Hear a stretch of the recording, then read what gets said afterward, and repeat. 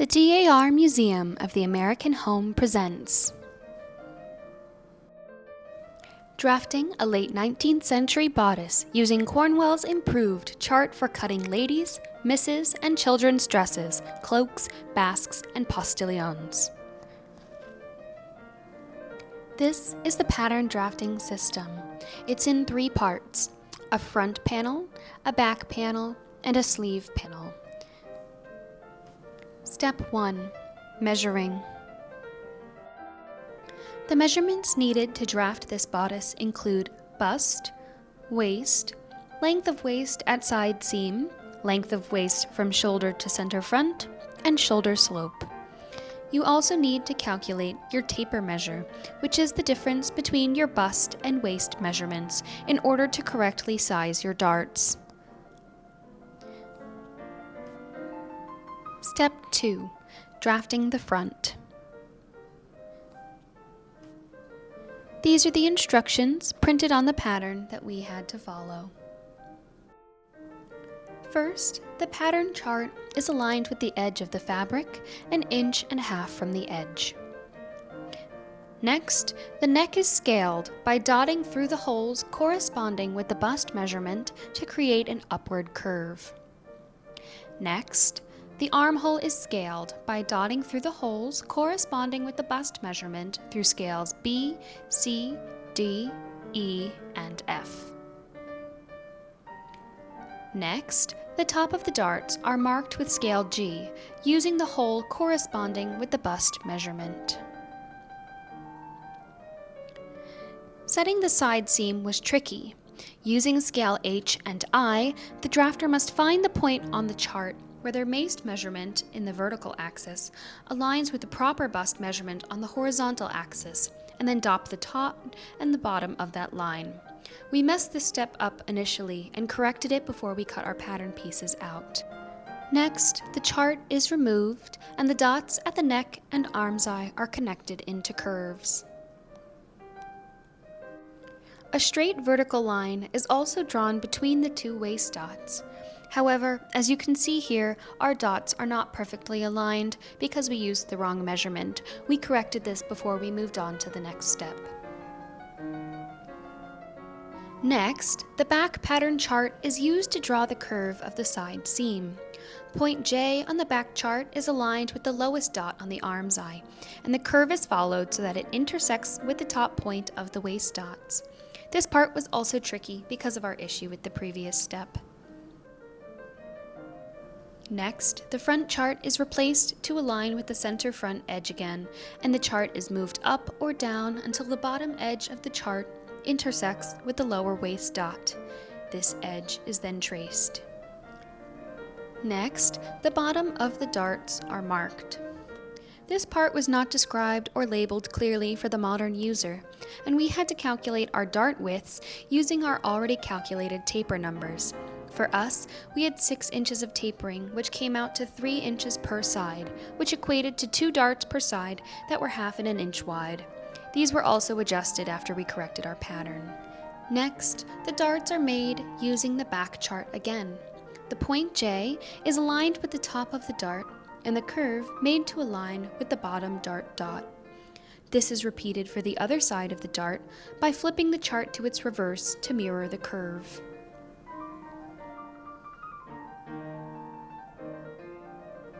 Finally, the shoulder slope was drawn using the upper edge of the front chart, aligning the edge of scale N with the highest neckline dot, and moving the chart so that it intersected with the top armscye dot.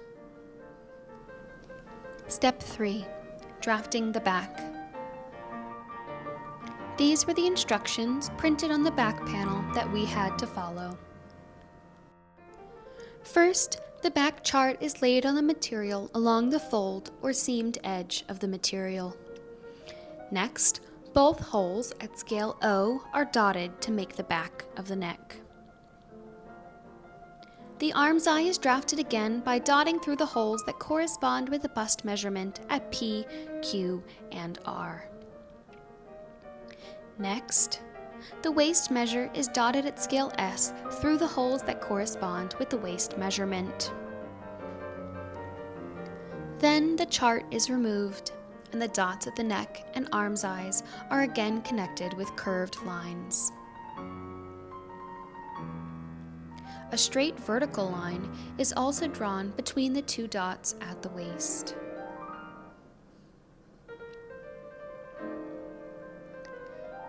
The side seam is drawn again by placing point J at the lowest arm's eye dot and intersecting the curve with the top waist dot.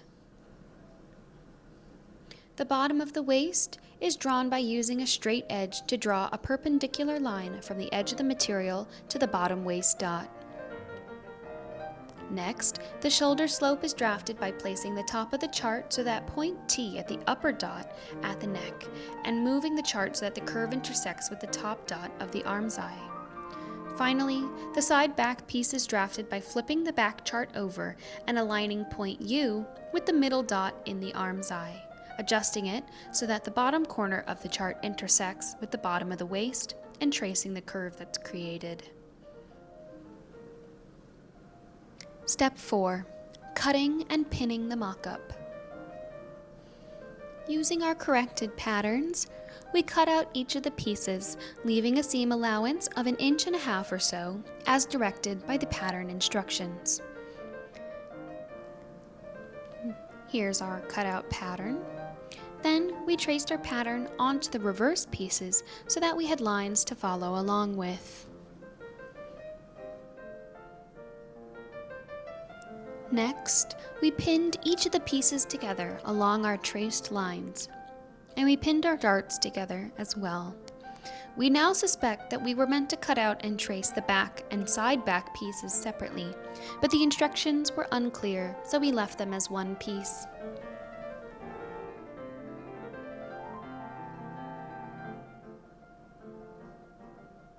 Step 5. Trying on the mock-up. Finally, we tried on our mock-up bodice. We immediately realized that the fit was quite tight, as it took some maneuvering to get my arms through the arm's eyes. Once we did manage it, the front pieces didn't meet. We're unsure if we are missing an underarm pattern piece, missing a portion of the instructions, or if we somehow messed up the pattern along the way. Perhaps we missed a step that would have been obvious to the experienced 19th century home dressmaker. However, all in all, the pattern is not terribly far off from being a properly fitted, front-closing bodice from the late 19th century.